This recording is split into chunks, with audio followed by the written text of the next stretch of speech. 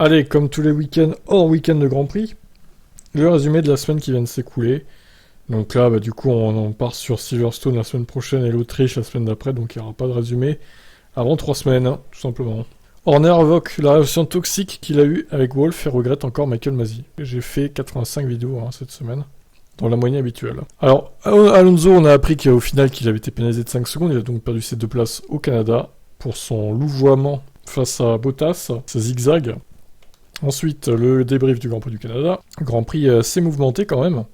Binotto s'en prend à l'FIA par rapport au temps de déploiement de la safety car à Montréal. Selon lui, ils ont mis trop de temps à déployer, tout simplement. Verstappen confirme avoir perdu la radio en fin de course à Montréal, mais il pouvait quand même entendre les communications, il pouvait juste plus parler. Wolff, on va resurfacer tous les circuits restants du calendrier pour mieux performer. Allez, chiche, Toto. Évidemment, il disait ça sur le ton de la blague. Leclerc est toujours motivé par le titre grâce au rythme affiché par sa Ferrari. Oui, il manque plus que la fiabilité maintenant. Marco, grâce à sa panne de radio, on entend... Oh là là, on n'entendait plus les plaintes et les insultes de Max. Bon, évidemment, il disait ça en rigolant aussi. Hamilton explique le déroulement du Canada et tacle Verstappen. Il ne sait pas de quoi je parle. Avec le petit mème, évidemment, en miniature. Pourquoi Vettel a mis de côté son casque militant pour la course? Eh bien, on ne saura pas. Une ministre canadienne traite Vettel d'hypocrite. Il répond que oui, il l'est. Très bien, Sébastien.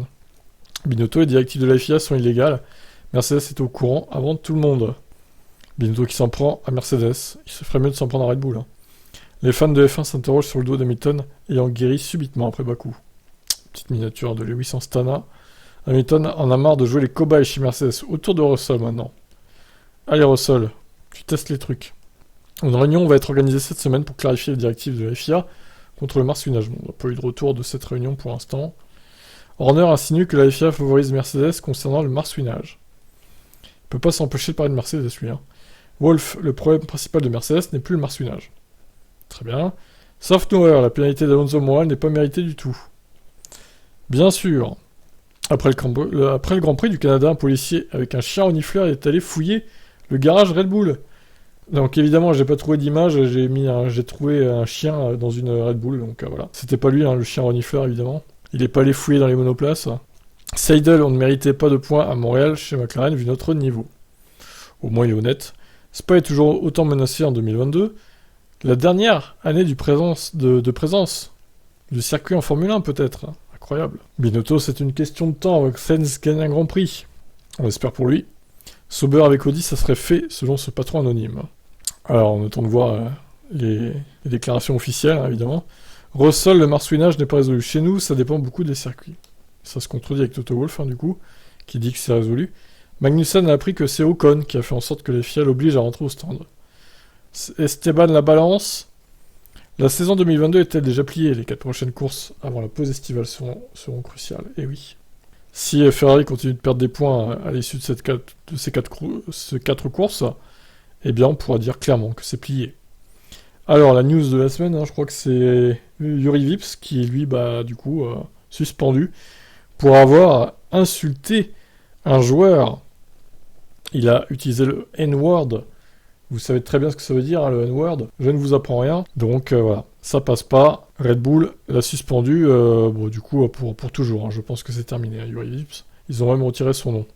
Hamilton, on se prenait 10 jets de rebond à Bakou. Montréal, c'était plus 2 ou 3. Ce qui était plus raisonnable. Norris, chez McLaren, on doit la plupart de nos points à la chance jusqu'à présent, cette saison. Il est toujours très négatif sur McLaren. Globalement, Norris, très peu de choses positives. C'est assez étonnant comme mentalité. Binotto, Leclerc va pouvoir attaquer sans se poser de questions lors des 4 prochaines courses. On espère, ouais. Villeneuve tacle Mercedes et sa propagande contre les rebonds mais est élogieux envers Hamilton, pour une fois. C'est à noter. Ecclestone, Ferrari et Leclerc ne gagneront pas le titre cette année. Verstappen a la vie facile, selon lui.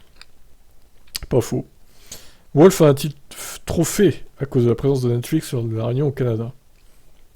Le théâtreux Toto Wolff, l'acteur, peut-être.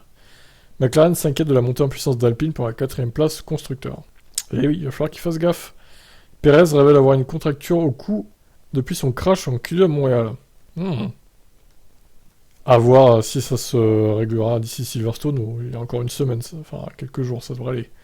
Wolff des signes encourageants pour la suite, mais on ne faut pas s'enflammer pour Silverstone pour autant. Bon, au moins il garde les pieds sur terre. Sauf Noah, nos pilotes n'ont pas souffert du marsouinage au Canada. Ferrari espérait secrètement une meilleure remontée que ça pour Leclerc à Montréal. Malheureusement, ça n'a pas été le cas. Mike Elliott, chez Mercedes, on va apporter de nombreuses évos pour la prochaine course à Silverstone. Villeneuve, si Russell Hamilton, sa saison 2022 sera un succès. Inaki Rueda raconte le déroulement du week-end spécial de Leclerc au Canada. Très bien. Rosberg, les principaux rivaux de Verstappen sont désastreux cette saison. Voilà, niveau fiabilité, c'est sûr. Et si Giovinazzi remplaçait Mick Schumacher chez Haas en 2023 ? Non, ça serait trop quand même. La folle idée pour sauver Spa, une course de F1 en championnat avec des jeunes pilotes. Bon, c'est une idée balancée comme ça en l'air. Hein. À mon avis, ça se fera pas. La F1 revient en arrière sur son format de week-end dès Silverstone. Donc, les conférences de presse reviennent le jeudi. C'est mieux que le vendredi matin. C'était nul le vendredi matin. Coulthard, c'est aux équipes de travailler pour faire en sorte de ne plus avoir de marsouinage. Oui, certes. La ville de Madrid se porte candidate pour son propre Grand Prix de F1. Bon, ça commence à faire beaucoup de circuits urbains, faut se calmer là. Hein. Grosjean s'insurge contre la pénalité donnée à Alonso au Canada. C'était pas mérité selon lui. Stewart, Hamilton doit arrêter sa carrière maintenant avant de faire la saison de trop. Ouais, il est pas cool Jackie là. Hein. Laisse-le décider au pire. À mon époque, on se fichait de la santé des pilotes. Oui, mais est-ce que c'était une meilleure époque pour autant, Damon ? Je suis pas sûr. Hein. Sainz a eu des difficultés à l'époque de Montréal. Ce qui lui a coûté la victoire face à Max ? Peut-être. Officiel, Gasly sera toujours chez AlphaTauri en 2023. Et évidemment, Tsunoda approuve ce choix. Toujours des belles miniatures. Villeneuve insinue que Leclerc n'a pas la trempe d'un champion du monde. Ça, c'est pas cool, Jacques. Mike Elliott chez Mercedes, nous avons enfin trouvé la bonne direction à suivre, voilà qui est rassurant. Horner doutait que Verstappen puisse résister à Sainz suite au safety car au Canada. Eh bien, il a réussi quand même. Dès ce mois de juillet, Mercedes aura 10% de tests aéro en plus en soufflerie. C'est toujours bon à prendre. Ferrari espère secrètement de nouveaux problèmes de fiabilité chez Red Bull. Tu m'étonnes. Michael Schumacher recevra un prix d'État le 20 juillet prochain en Allemagne. Évidemment, il ne sera pas présent pour la cérémonie. Piastri pourrait faire ses débuts en F1 aux EL1 en Autriche chez Alpine. Bon, pas en tant que titulaire, hein, c'est juste pour le truc du programme des jeunes pilotes. Hein.